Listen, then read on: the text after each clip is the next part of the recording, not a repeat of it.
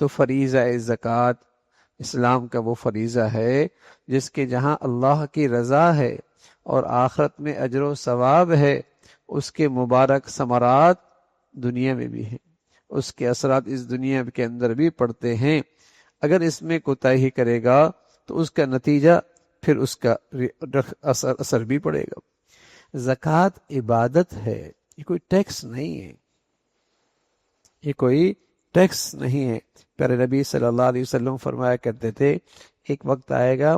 لوگ زکوٰۃ کو ٹیکس سمجھنے لگ جائیں، جیسے ٹیکس میں چوری، جیسے کہیں کہ بوجھ سمجھتے ہیں اور اپنے لیے ایک بھاری، جسے کہیں کہ وبال سا سمجھتے ہیں، اسی طریقے سے زکوٰۃ جیسی عبادت کے بارے میں بھی یہ سوچ بنے یہ کیا چیز ہے،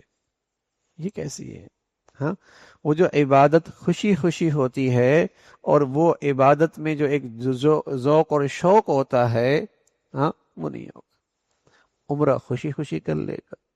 حج خوشی کر لے گا، ہر سال کر لے گا،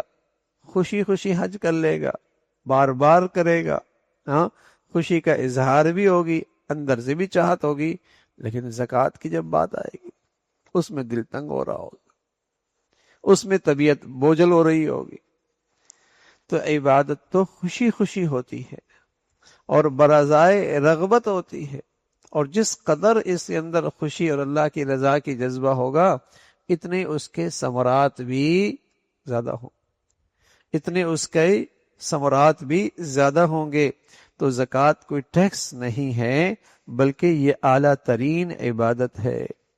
بعض لوگوں کے ذہن میں زکوٰۃ کا ایک نہایت گھٹیا تصور ہے اور وہ اس کو حکومت کا ٹیکس سمجھتے ہیں، جس طرح کے تمام حکومتوں میں مختلف قسم کے ٹیکس عائد کیے جاتے ہیں، حالانکہ زکوٰۃ کسی حکومت کا ٹیکس نہیں، نہ ہی رسول اللہ صلی اللہ علیہ وسلم نے اسلامی حکومت کی ضروریات کے لیے اس کو عہد کیا تھا، بلکہ حدیث میں صاف طور پہ واضح ہے زکوٰۃ مسلمانوں کے متمول اور صاحبی حیثیت طبقے سے لے کر ان کو غریبوں میں تقسیم کیا جائے۔ یہ تو عبادت ہے، اور یہ سمجھنا کہ زکوٰۃ کوئی ٹیکس ہے یہ گمراہی ہے،